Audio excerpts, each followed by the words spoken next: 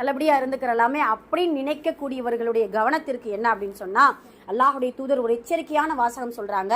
யாரின் மீது ஜக்காத் கடமை இருக்கிறதோ அவர்களுக்கு குர்பானியும் கடமை. இது ஒரு விஷயம். இன்னொரு சட்டம் நம்ம புரிஞ்சுக்கிறணும், நம்மளுடைய அத்தியாவசிய தேவைக்கு மீறி, அத்தியாவசிய தேவை தவிர்த்து விட்டு மற்ற எக்ஸ்ட்ரா நம்மளுடைய கையில 40,000 பணம் இருக்குது, சேமிப்புல இருக்குது, இல்ல அதற்கு தகுந்த மாதிரியான பொருட்கள், நகைகள், வெள்ளிகள் இருக்குது அப்படின்னு சொன்னா அவர்கள் மீதும் குர்பானி கடமை. நல்ல ஞாபகம் வச்சுக்கோங்க.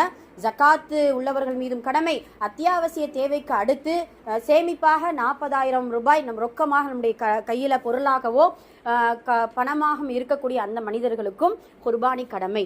யார் மீது குர்பானி கடமை இருந்தும் அவர்கள் குர்பானி கொடுக்கவில்லையோ தொழுகையுடைய திடலுக்கு அவர்கள் நெருங்க வேண்டாம் என்று சொல்லக்கூடிய அளவுக்கு அல்லாஹுடைய தூதர் ஒரு எச்சரிக்கையான வாசகத்தை நமக்கு சொல்லிக் கொடுக்குறாங்க. அதனால இன்ஷா அல்லாஹ் குர்பானி கடமை ஆயிடுச்சு அப்படின்னா நல்ல முறையில் குர்பானி கொடுக்கணும்.